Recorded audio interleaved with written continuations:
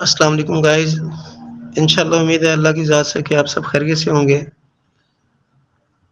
Best information کی طرف سے دوبارہ حاضر خدمت ہوں. تو جو بات میری چل رہی ہے کہ قصوروار کون، تو ہم نے یہ دیکھنا ہے کہ میں ان سارے معاملات کو دیکھ رہا ہوں. آپ سب بھی دیکھ رہے ہوں گے گھروں میں ناچاکیاں، مسائل، یہ وہ سارا کچھ. تو اللہ کے فضل سے مسلمان ہیں اور انشاءاللہ اچھی کی امید کی جاتی ہے.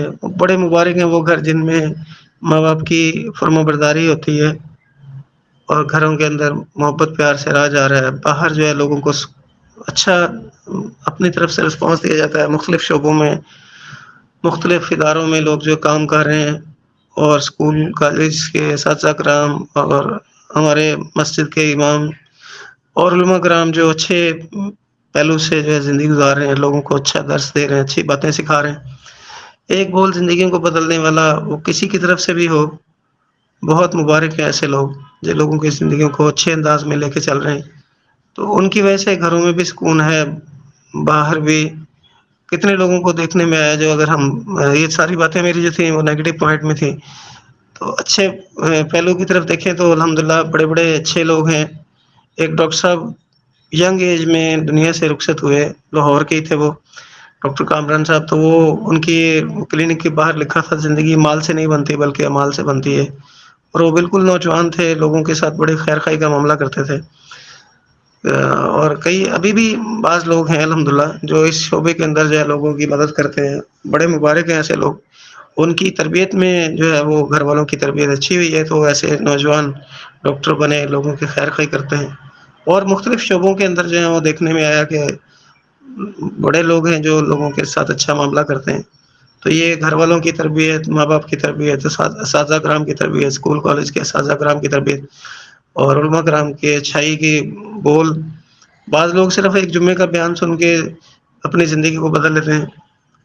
تو اللہ تعالی ہمیں اچھے راستے پہ چلنے کی توفیق دے، جس سے اللہ پاک کی ذات بھی خوش ہو، اللہ کے حبیب صلی اللہ علیہ وسلم کو بھی اس بات کی خوشی ہو، اور قیامت کے دن وہ ہمیں اپنے سینے سے لگا لیں کہ میرا امتی اچھا بن کر آیا تھا، اس نے اپنے ماں باپ کو تکلیف نہیں دی، آس پڑوس کو تکلیف نہیں دی، کسی کو پریشان نہیں کیا، اور اس کا انعام ہمیں جو آخرت میں اچھا ملے.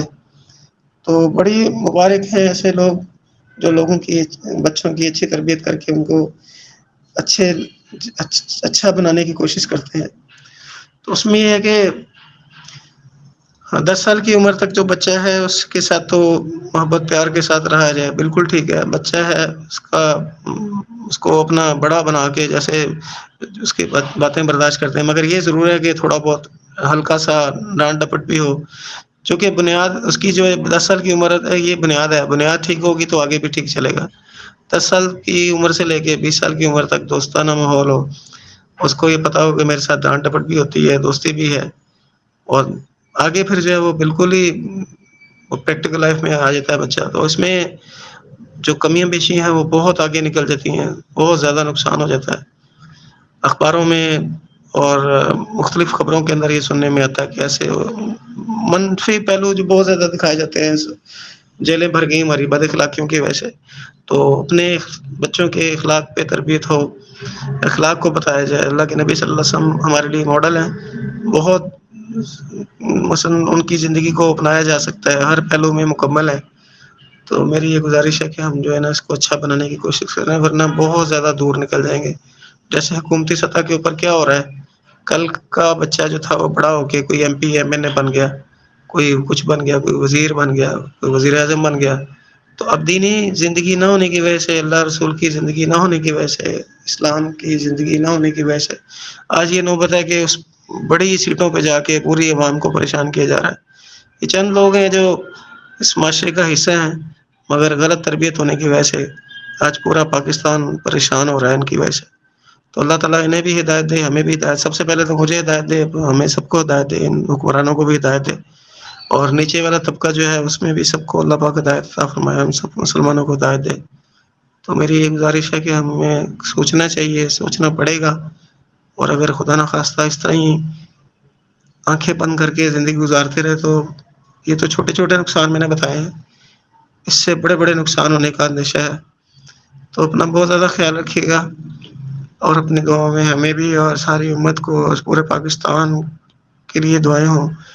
آج کل رمضان کا مہینہ ہے تو دعاؤں کا دورانیہ بڑھایا جائے، دعاؤں کا ٹائم بڑھایا جائے۔ اپنا بہت زیادہ خیال رکھیں، اللہ تعالیٰ آپ کو اور ہم سب کو اپنے حفظ و ایمان میں رکھے۔ اور ابھی تک جنہوں نے ہمارا چینل سبسکرائب نہیں کیا تو اسے سبسکرائب کیجیے اور لائک کریں اور